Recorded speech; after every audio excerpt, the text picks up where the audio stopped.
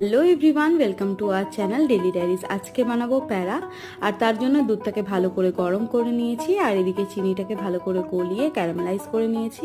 দুধটা ফুটে এলে তার মধ্যে দিয়ে দিয়েছিলাম এখানে কিছুটা এলাচ দিয়ে দিয়েছি, তারপর ক্যারামেলটা দিয়ে তারপর এখানে ভিনিগার আর জলটাকে মিক্স করে ছানাটাকে কাটিয়ে নিয়েছিলাম।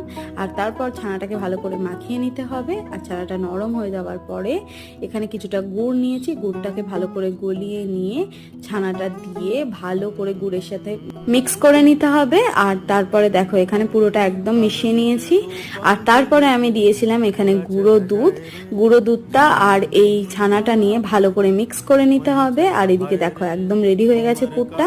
আর তারপরে একটুখানি হাতে ঘি নিয়ে ভালো করে শেপ করে নিতে হবে এখানে।